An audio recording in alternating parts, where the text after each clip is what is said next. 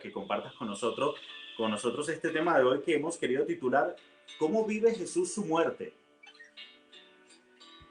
¿Te Bien, parece? en el día de ayer nosotros habíamos contrapuesto dos miradas diferentes frente a la misma realidad del sufrimiento y de la muerte.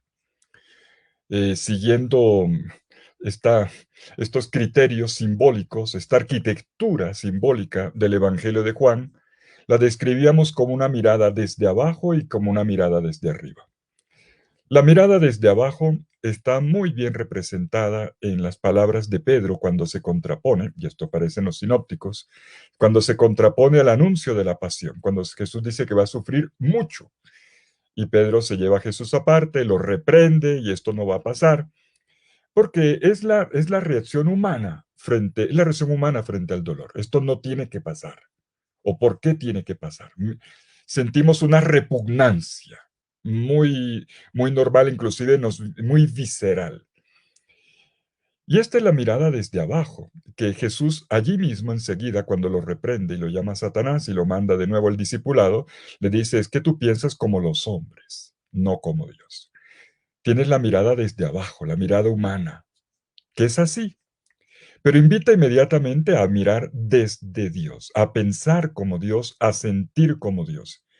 Y quien magistralmente nos enseña cómo es esta mirada de Dios es el Evangelio de Juan en su manera de narrarnos la pasión y muerte de nuestro Señor Jesucristo. Según la visión de Dios en la cruz, en medio de este mismo dolor y de este sufrimiento, Dios manifiesta su gloria. Y esta es la riqueza del misterio de la cruz. Es la hora de la gloria. Pues quiero invitarlos en la mañana de hoy, casi como si estuviéramos ya anticipando el Viernes Santo, cuando este mismo texto que vamos ahora juntos a desgranar en algunos de sus elementos esenciales, lo vamos a leer mañana en el relato de la Pasión según San Juan, en la liturgia, en la acción litúrgica del Viernes Santo, pues desde hoy empecemos a saborearlo, con la pregunta, ¿cómo vive Jesús su muerte? Para el Evangelio de Juan, como ya dije, no se trata simplemente de acompañar los dolores atroces de Jesús, sino ver cómo a través de todos ellos y de cada herida, Dios revela la luz de su gloria. Es la otra mirada. Vamos entonces a leer el Evangelio de Juan en el capítulo 19, versículos 17 al 30. Los invito a los que tienen la Biblia a la mano, ojalá la tengamos a la mano, Juan capítulo 19, versículos 17 al 30. Se trata del episodio central del relato de la pasión. Jesús crucificado que vive su agonía hasta la muerte. Este es el momento central. Y les recuerdo algo que ya he comentado antes. Nos hemos fijado mucho en los dolores del crucificado, y eso está bien, porque él sufrió mucho. En nuestra conferencia sobre la crucifixión intentábamos ayudar a captar esto. Y los artistas, cuando representan al crucificado, nos ayudan también a entenderlo y a sentirlo. Y lo mismo vale hasta para el cine. Sin embargo, el evangelista Juan, como los otros evangelistas, curiosamente, hablan poco del dolor. A duras penas dicen fue crucificado. Y luego vemos algunos detalles. Vemos que ha recibido azotes, que ha sido coronado de espinas, y entendemos que ha recibido los clavos de la cruz y que recibe improperios e insultos.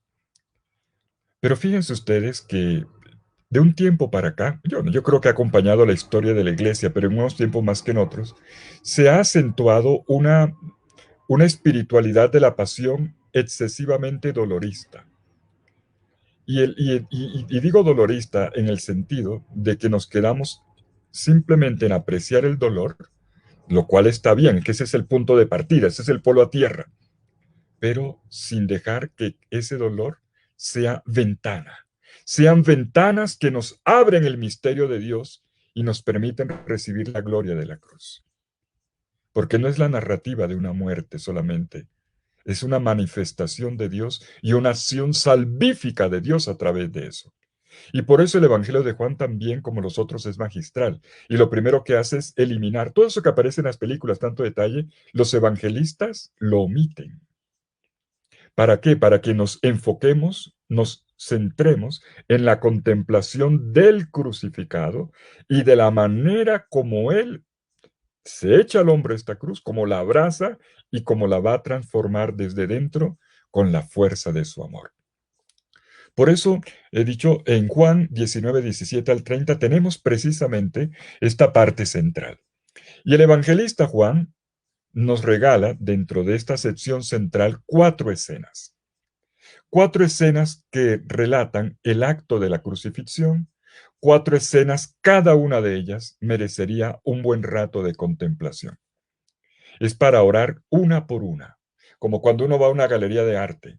Un cuadro se detiene, lo saborea, se lo apropia, lo degusta, luego pasa al otro y al otro y al otro. El evangelista de Juan es así, contemplativo, y una contemplación degustativa. Y esta degustación se hace en la oración. Por eso, permítame invitarlos a orar. Yo simplemente voy ahora, por lo pronto, como punto de partida, a colocar el texto en sus cuatro partes, dando la clave de lectura, pero lo más importante es que este ejercicio que estamos haciendo en este momento y aprovechando el especial de la Semana Santa, nos dé las pautas para que podamos contemplar degustativamente, apropiar, orar y experimentar por medio de la narrativa, por medio del relato evangélico, la salvación que el Señor quiere llevar a cabo en cada uno de nosotros. Veamos ya la primera escena. Juan capítulo 17, versículos 17 al 22. Les recuerdo que son cuatro. La primera, versículos 17 al 22. Tomaron pues a Jesús, que cargando con su cruz, salió hacia el lugar llamado Calvario, que en hebreo se dice Gólgota. Allí crucificaron a Jesús, junto con otros dos, uno a cada lado de él. Pilato redactó también una inscripción y la puso sobre la cruz. Lo escrito decía así: Jesús el Nazareno, el Rey de los Judíos. Esta inscripción, que estaba escrita en hebreo, latín y griego, la leyeron muchos judíos, porque el lugar donde había estado crucificado Jesús estaba cerca de la ciudad.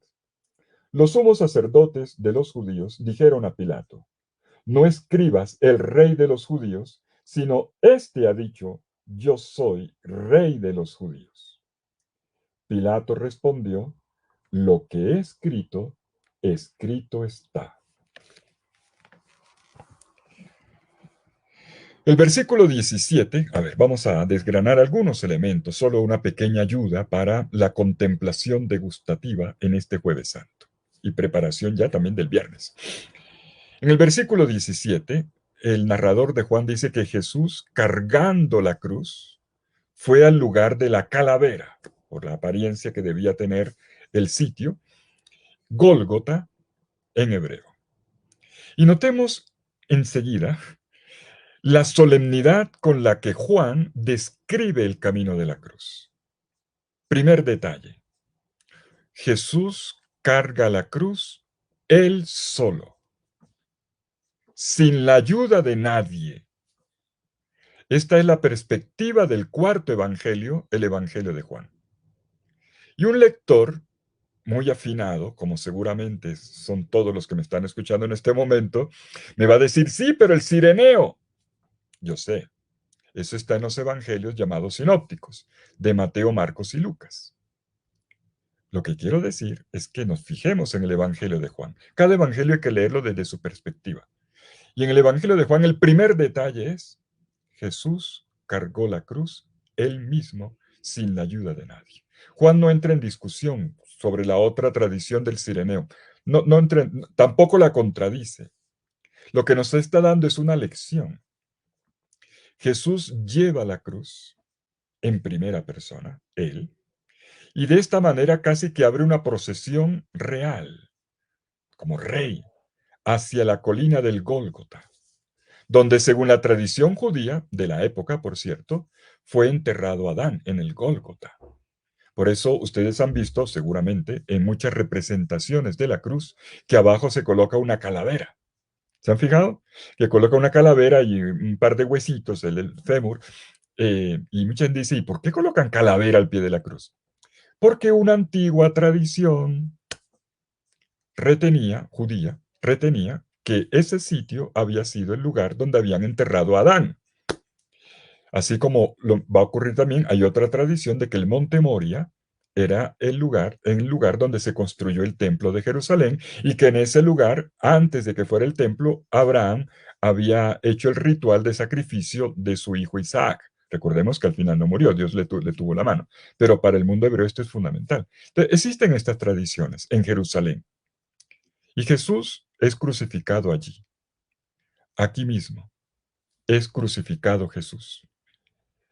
Jesús muere y es enterrado donde había muerto y había sido enterrado, según una piadosa tradición, el representante de la humanidad entera que había sido el Adán.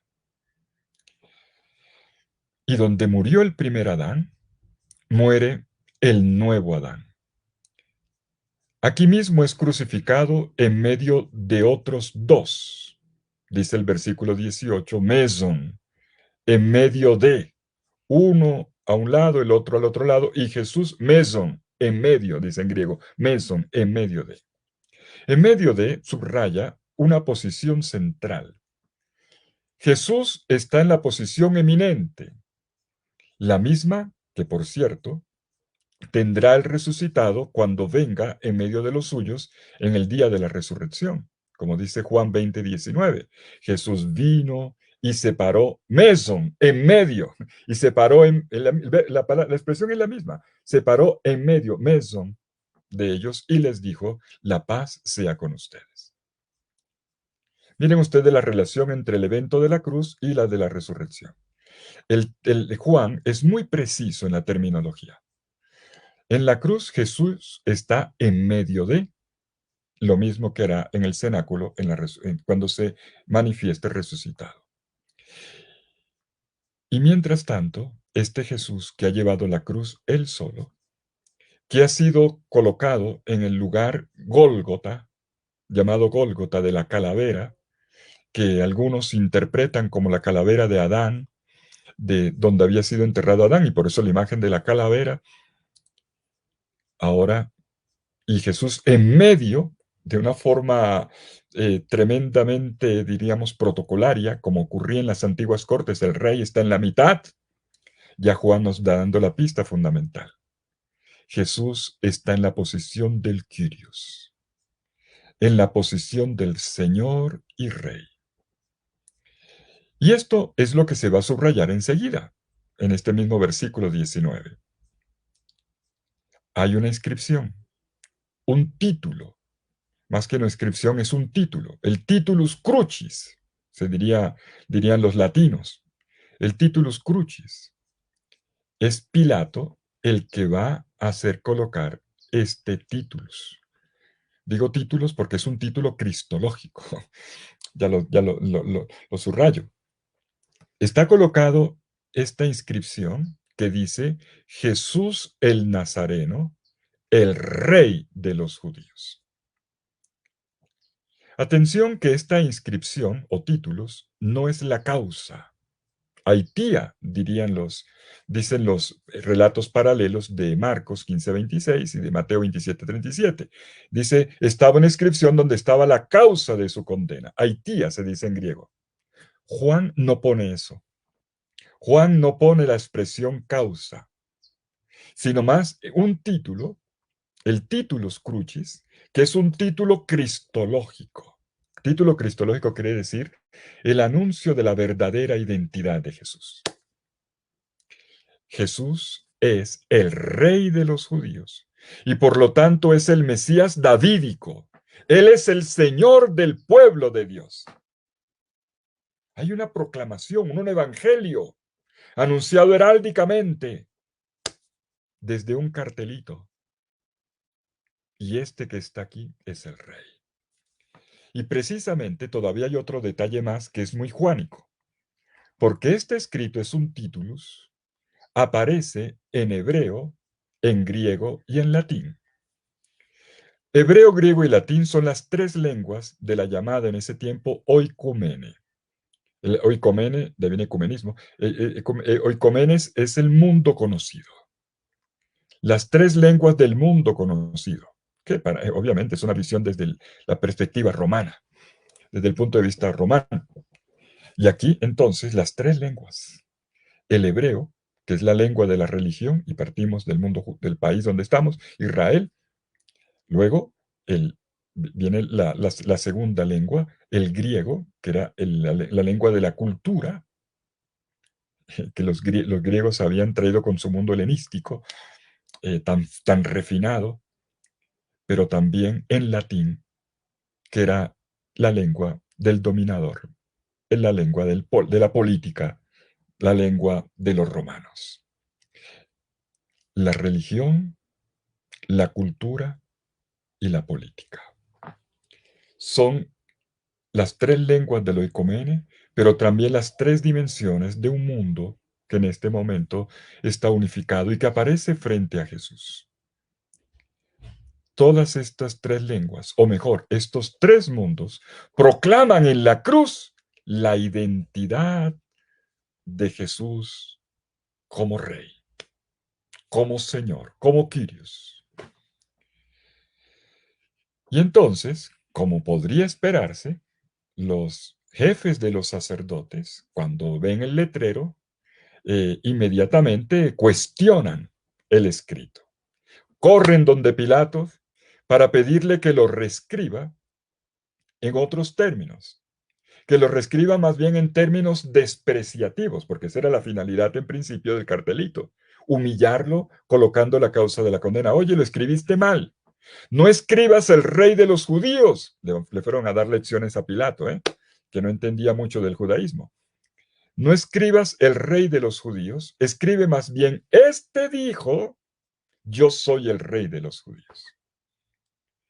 Pero Pilatos, casi incapaz de cambiarlo, les responde, lo escrito, escrito está. Versículo 22. Literalmente en griego es, lo que escribí, lo escribí. Y aquí está la primera escena en la que vemos que la cruz puede ser leída por la fe del discípulo amado, que es el redactor, la cruz como un trono real. Miren todos los detalles que han aparecido aquí, que están hechos para nuestra contemplación degustativa y transformadora. La cruz puede ser leída desde esta mirada de lo alto, desde esta mirada de la fe. Esta es otra mirada, como no como un patíbulo solamente ignominioso, sino como el trono de un rey. El locus gloriae, dirían los latinos, como el lugar de la gloria de Jesús. Esto lo van a representar después en la historia del arte de una forma maravillosa. Obviamente, ya es la lectura teológica, es la lectura que viene desde la revelación y que el discípulo amado en el cuarto evangelio nos invita a apropiar. Nos quiere decir en pocas palabras, verdaderamente aquí Jesús es el que reina desde el madero de la cruz. Aquí está un Jesús que reina desde el madero de la cruz. Para los que quieran todavía profundizar más, les doy otra pista. Miren el Salmo 95, en el versículo 10. Bueno, 95, 96, en el versículo 10, donde está precisamente una expresión similar que muy probablemente el evangelista conoce y conecta dándole unidad al pensamiento bíblico. Jesús reina desde el madero de la cruz, ciertamente, y todos los idiomas y las culturas, la oikomene, el mundo conocido, con sus tres dimensiones de la religión, de la cultura y de la política, todos ellos confiesan que Jesús es el Señor, el Kyrios, para gloria de Dios Padre. Esto lo diría Pablo en Filipenses 2:11. Lo que Pablo allá dice en el himno cristológico con términos que acabo de recordar, aquí Juan nos lo ha representado con términos de la narrativa. Pasemos ahora, ¿está clara la primera escena? Pasemos a la segunda. Segunda escena, capítulo 19, versículos 23 al 24. Los soldados, después de crucificar a Jesús, tomaron sus vestidos e hicieron con ellos 4 lotes, uno para cada soldado. Tomaron también la túnica que no tenía costura. Estaba tejida de una pieza de arriba a abajo. Por eso se dijeron, mejor no romperla, echemos a suertes a ver a quién le toca, para que se cumpliera la escritura. Se han repartido mis vestidos, han echado a suertes mi túnica. Y esto es lo que hicieron los soldados. En la escena número 2, la mirada del evangelista se dirige ahora hacia los que están al pie de la cruz, que son los soldados, la tropa de soldados. Soldados que, como era habitual en cada ejecución, no solamente eran los verdugos que acompañaban al reo hasta la muerte para asegurarse de que se cumpliera la condena, sino que además ellos esperaban esta muerte porque tenía alguna ventaja para ellos. Ellos se quedaban con los restos, con la ropa del condenado, o lo que pudiera tener. Hasta se la peleaban. Y esto es lo que hacen también con Jesús. Es un gesto objetivamente ofensivo, desdeñoso, bien retratado en el versículo 23. Y ellos se reparten las prendas de Jesús en 4 partes. Un detalle que observa muy bien, miren la mirada de la fe, del evangelista Juan. En 4 partes, tantas como los 4 puntos cardinales de la tierra, de esta tierra habitada, de la oikomene que describimos en la escena anterior. Pero cuando le toca el turno a la túnica, que es el vestido interior de Jesús, anota el evangelista en este mismo versículo 23, que era una túnica sin costuras, tejida de una sola pieza de arriba a abajo. Y aquí viene un detalle interesante. A los soldados también les gustaría arrebatar esa túnica, pero al final, como si les hubiera impresionado esta elocuente unidad, la costura de una sola pieza, no la rompen, sino que se la rifan, la echan a suertes a ver a quién le toca. Y el evangelista inmediatamente, de nuevo, conecta. En la primera escena que vimos ahora, había hecho también una conexión bíblica. Ahora vuelve a hacer otra conexión con un texto del Antiguo Testamento, el Salmo 22. En el Salmo 22, en el versículo 19, dice, se repartieron mis vestidos entre sí, echaron a suertes mi túnica. Pero nuestro evangelista Juan, que sabemos muy bien que tiene una mirada muy profunda, también capta la unidad de la predicación de Jesús aquí.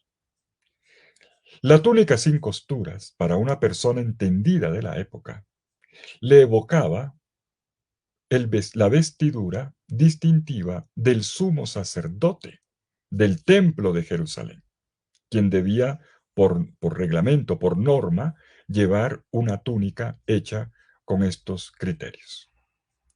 Y de esta manera, Juan podría estarnos haciendo el guiño de que la túnica de Jesús era sacerdotal, en el sentido, de que era signo, ojo con esto, signo de la unidad del pueblo de Dios. Signo de la unidad del pueblo de Dios. Y entonces nos hace caer en cuenta de esto. ¿Quién creyera? Pequeños detalles y sin embargo grandes lecciones. Los soldados no pudieron rasgarla. Pero surge entonces una amarga pregunta. Aquellos soldados infames no consiguieron rasgarla. Nosotros hemos rasgado esta túnica que Jesús quería que fuera una, única, su iglesia. Lo que los soldados no consiguieron hacer, lo hemos hecho nosotros. Hemos dividido la iglesia. Recordemos, la túnica representa aquí la unidad del pueblo de Dios. Y nosotros, ¿la hemos rasgado? Ay, Dios mío, sí. No hemos podido mantener la unidad.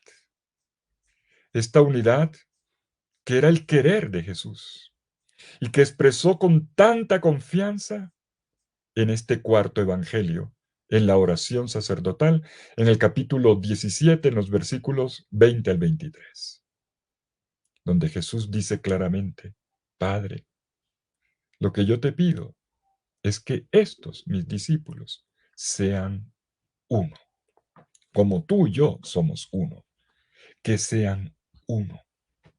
Todos conocemos la expresión latina, ut unum sit, que todos sean uno. Es más, antes de la escena de los discursos del cenáculo y de la oración sacerdotal, donde Jesús lo expresa abiertamente. Tenemos en el capítulo 11, versículo 52, aquella profecía pronunciada por Caifás, cuando habla de la muerte de Jesús, y dice que era preciso que muriera uno por todo el pueblo. ¿Para qué? Para reunir a los hijos de Dios dispersos. Miren, para reunir a los hijos de Dios dispersos. El fin de la pasión, el telos de la pasión, es la unidad. Para reunir, para congregar en la unidad aquellos que estaban en conflicto, aquellos que estaban peleados, aquellos que estaban dispersos, separados. Esa es la finalidad de la cruz, de la pasión, de la muerte de Cristo. Y nosotros vivimos este año, una vez más, la pasión de Cristo, divididos. Divididos incluso dentro de la misma Iglesia Católica. Algunos. ¡Qué tontería! Peleando unos con otros por algunas cosas que no estoy de acuerdo, que no me parece. La finalidad de la muerte de Jesús es reunir a los hijos de Dios dispersos. Y en la túnica, en aquella túnica que no se rompió, se estaba expresando ya esta voluntad del Señor de unificar y de mantener una unidad compacta en medio de los suyos. Tendremos entonces que preguntarnos, ¿seguimos rompiendo la túnica de Jesús? Nuestras infidelidades rompen la unidad de la iglesia. Nuestro deseo de prevalecer, nuestro deseo de protagonismo, nuestro deseo de liderazgo, de heroísmos solitarios. Qué triste esto en el mundo de la iglesia. Da vergüenza. Es que es como yo pienso y si no me voy. Estamos rompiendo la unidad de la iglesia, la unidad profunda, la unidad entre los cristianos, entre los bautizados, la unidad de cada comunidad, esta armonía de la comunidad que es alimentada por la Eucaristía. Sabemos muy bien que esta unidad no está intacta, como Jesús la quiso en la cruz. Y por eso hay un segundo punto para reflexionar muy a fondo en esta escena que al pie del Rey crucificado, frente a la humanidad entera, como vimos en la primera escena, ahora viene el tema de la unidad. En el diálogo, en el momento de la repartición de la expoliatio, dirían los romanos, en el momento del despojamiento de las vestiduras de Jesús y de lo que ocurre con estas vestiduras. Pasemos a la tercera escena, versículos 25 al 27. Al lado del cuestionamiento sobre la unidad, nos vamos a encontrar ahora una unidad que Jesús crea con su madre, con el discípulo amado y con esta pequeñísima comunidad que está al pie de la cruz, donde la iglesia nace. Capítulo 19, versículos 25 al 27. Junto a la cruz de Jesús estaban su madre y la hermana de su madre, María, mujer de Clopas, y María Magdalena. Jesús, viendo a su madre y junto a ella al discípulo a quien amaba, dijo a su madre: Mujer, ahí tienes a tu hijo. Luego dijo al discípulo: Ahí tienes a tu madre. Y desde aquella hora, el discípulo la acogió en su casa. Miren ustedes que seguimos mirando lo que ocurre al pie de Jesús. Ya volveremos en la cuarta escena a mirar al mismo Jesús. Pero la mirada sigue siendo de todas maneras desde lo alto. Una mirada desde arriba, desde Dios. Donde en una escena, la segunda, vimos lo que ocurrió con los vestidos, con la capa y con la túnica. Los 4 puntos cardinales y luego la unidad. Pero ahora, junto a la cruz, junto a la cruz de Jesús, está su madre, con otras mujeres y con el discípulo amado, un discípulo del cual no se dice el nombre, se dice simplemente el discípulo que tomó nombre desde el amor que Jesús le tuvo. No fue el discípulo amante, o no fue descrito así al menos, sino como el discípulo amado, el que se dejó amar. La tradición nos ha dicho que es el discípulo Juan. El hecho es que los 12 han huido todos. Pedro había intentado seguir a Jesús en la pasión, pero incluso lo había negado.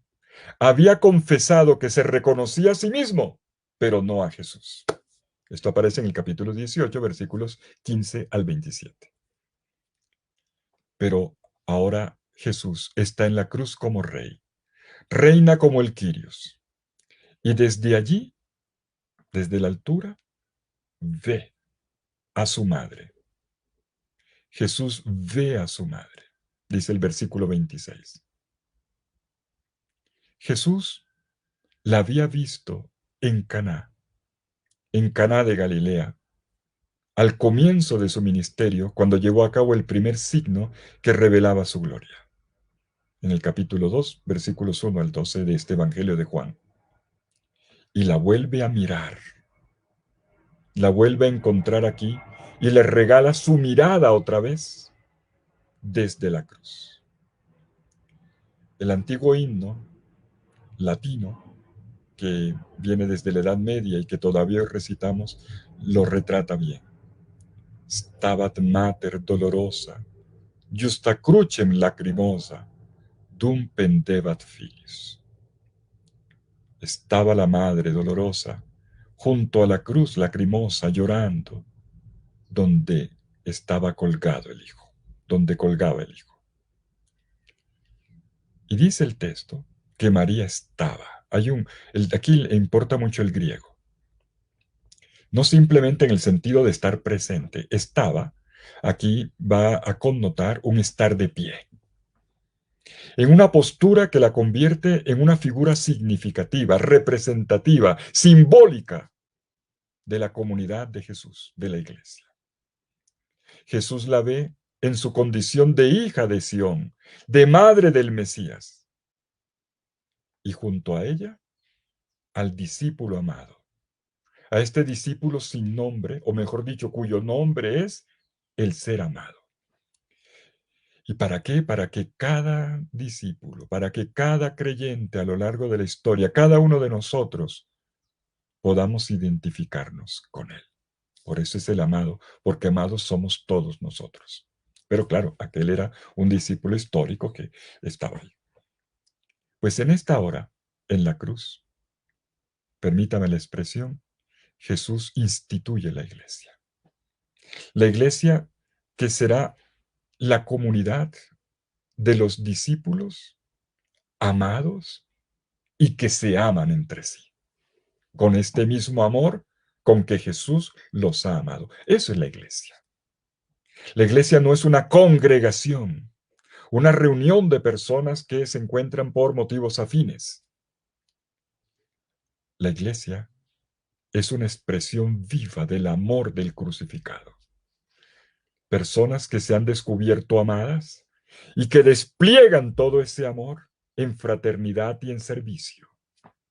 Y lo hacen unidos a la madre de los creyentes, para que cada uno en la iglesia se sienta amado, se sienta también madre en la iglesia, para que todos nos sintamos madres e hijos.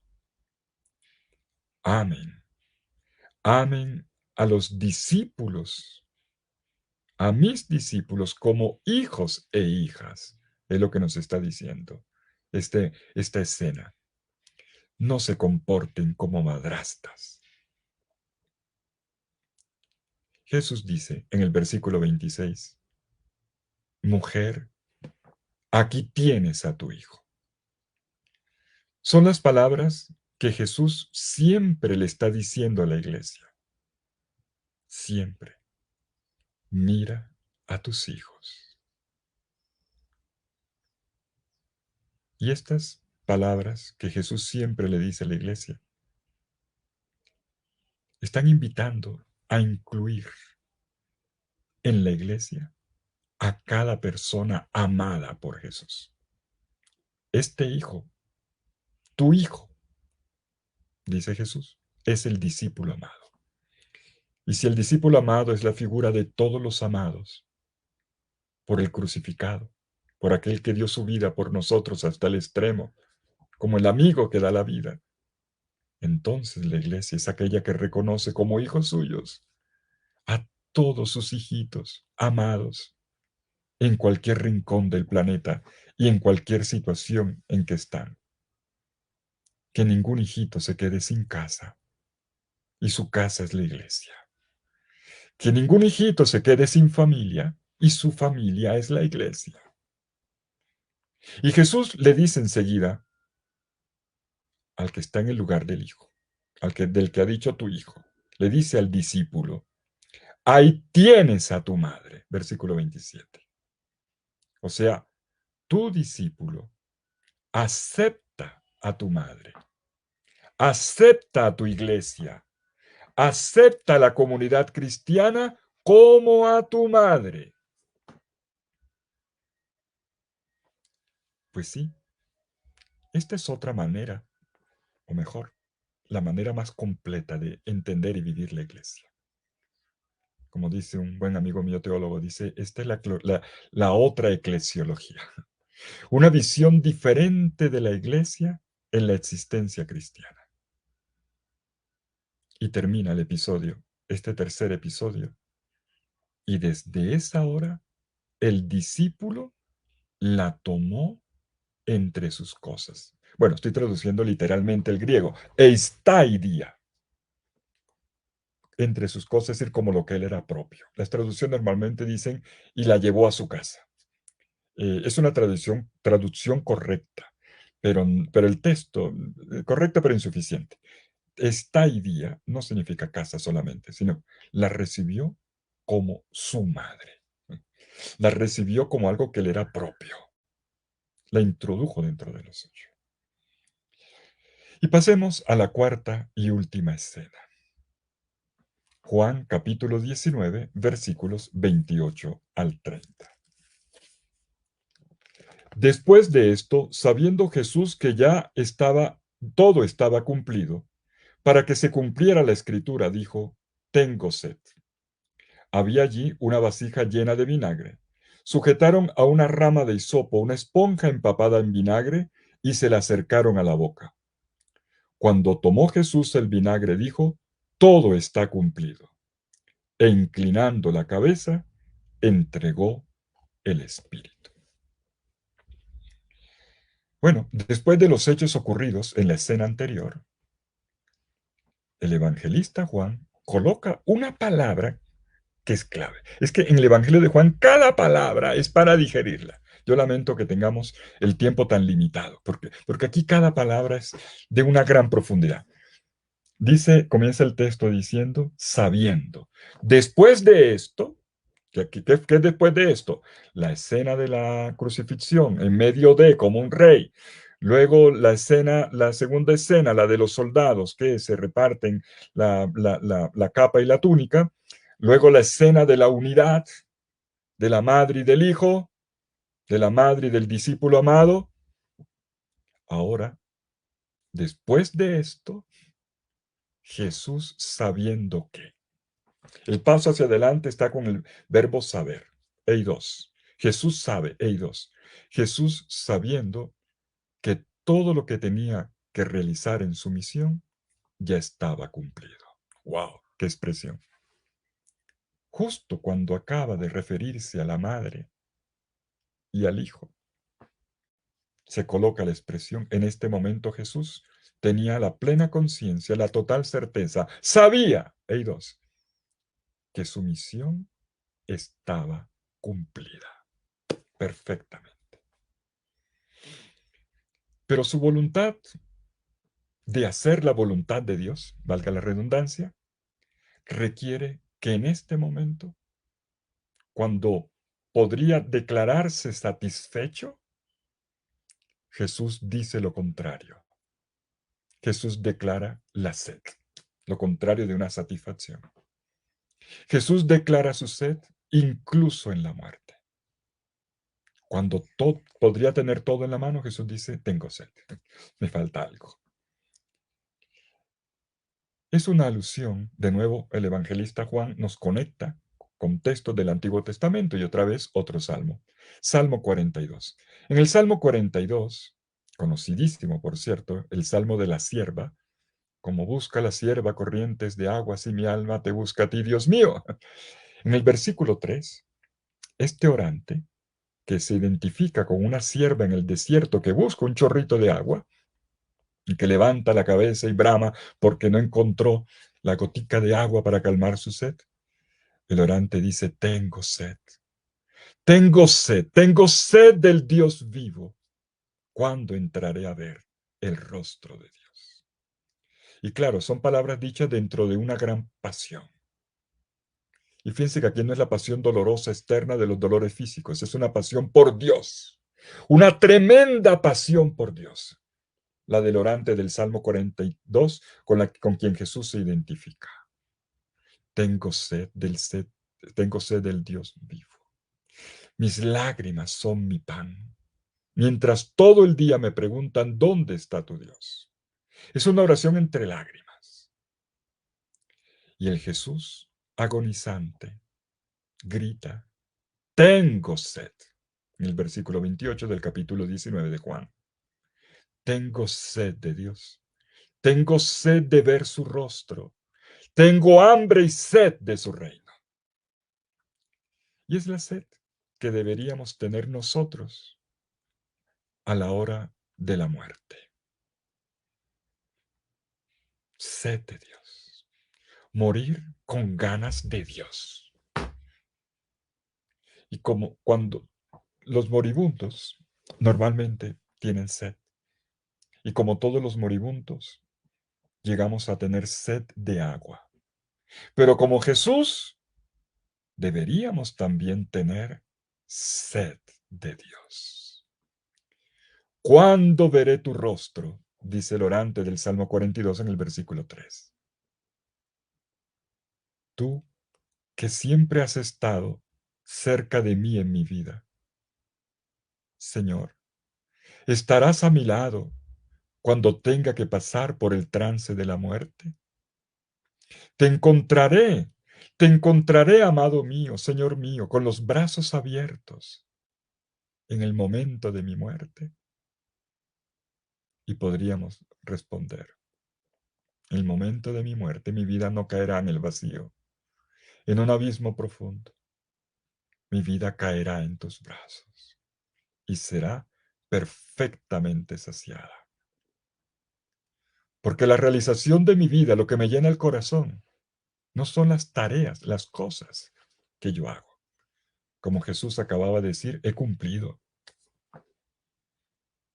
Jesús, para Jesús todo es completo cuando hay unión con Dios. No solo cuando se hace el oficio, sino cuando el corazón se une al de Dios. Cuando la respiración se hace una con la de Dios. Según el evangelista Lucas, ayer lo recordábamos, también ahí junto a la cruz, junto al crucificado, había un delincuente. Y el delincuente le suplicaba a Jesús, acuérdate de mí cuando vengas con tu reino. Oh rey, lo reconoce como rey. Señor, ¿te acordarás de mí? ¿Estarás a mi lado cuando yo meta las patas? Cuando yo haga las cosas mal? Cuando yo me tire inclusive mi propia vida. Y la respuesta de Jesús es sí. Encontrarás mis brazos abiertos a la hora de la muerte. Aunque fueras un criminal, como este hombre que murió junto a Jesús, que recibió su promesa, yo te digo, hoy estarás conmigo en el paraíso. Jesús tiene sed de Dios, sed del reino, de la vida eterna, de la comunión con todos sus hermanos y hermanas, con todos los hombres y mujeres de la tierra. Pero aquellos que estaban al pie de la cruz, que tienen otra mirada, la mirada terrena, la mirada desde abajo, no entienden. Solo Jesús entiende, sabiendo, había dicho el texto. Jesús sabía, pero estos no entienden, no saben, no tienen el conocimiento de lo que está ocurriendo internamente con Jesús. Y entonces le dan a beber vinagre, dice el versículo 29. Y en este momento Jesús clama. Tetelestai, versículo 30, en griego, tetelestai. Es la última palabra de Jesús según el Evangelio de Juan. Consumado está. Consumado está. Tetelestai. Ahora sí, todo está completo. Se cumplió la voluntad de Dios en la misión y en la unión con Dios. Jesús cumplió su misión, viviendo el amor hasta el extremo, lavándole los pies a sus discípulos, dando la vida por ellos como el mejor amigo. Amigo es el que da la vida por su mejor amigo, ha dicho Jesús en Juan 15:13, dando la vida, 13 y 15. Y repito, mis queridos amigos, la historia de la pasión es precisamente esta historia del amor. Es la historia de la gloria del amor, de la gloria del que amó hasta el fin y de los que siguen amando hasta el fin, hasta el extremo, sin reservas, sin condicionantes, sin fugas, sin pereza. Y es precisamente por haber vivido en plenitud el amor, por haber vivido en plenitud el amor, que Jesús muere como una persona viva. Quiero decir, el evangelista Juan en este momento tenía que haber escrito y expiró. Así dice Marcos 15:37 y los paralelos de los sinópticos. En Juan, otro detalle, no aparece esa frase. No se dice que expiró, sino que entregó. No es el último suspiro, expiró, sino que entregó el Espíritu. Entregó el Espíritu a todos los hombres, a la creación entera. Mis queridos amigos, terminamos con esto. La cruz es ciertamente un instrumento de ejecución, como vimos el martes. Es un instrumento de martirio, es un patíbulo, es dolor y es sufrimiento.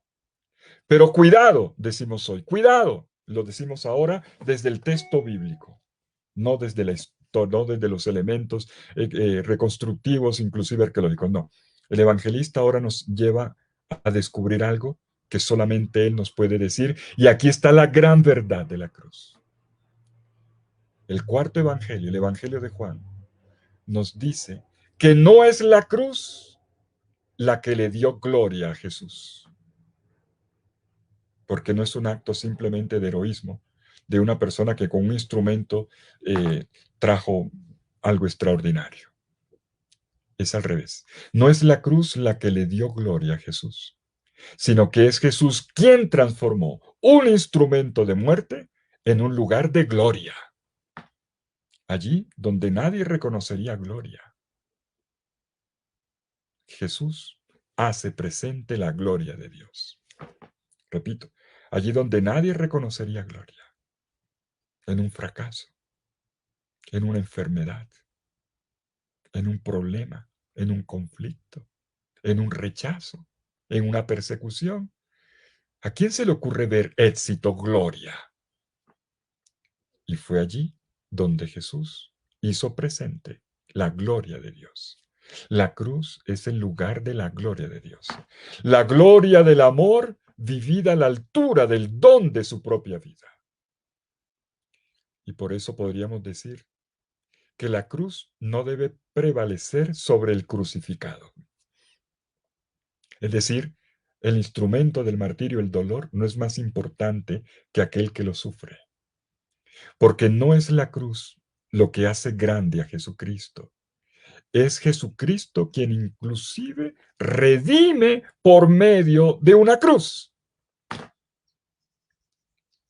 Queridos hermanos y hermanas, cada año leemos y contemplamos la pasión de Cristo.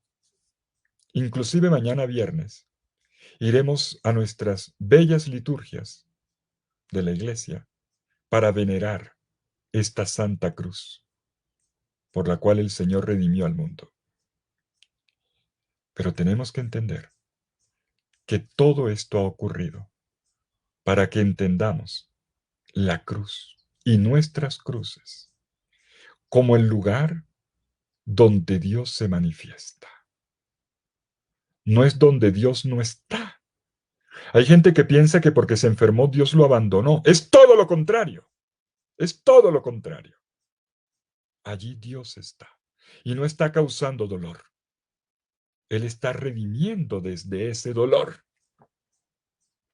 Porque Dios no quiere el sufrimiento, Dios quiere la vida. Y por eso obra desde dentro. La pregunta de mucha gente es, ¿dónde está mi Dios? Me dejó a la hora de un conflicto. No, allí es donde Dios está.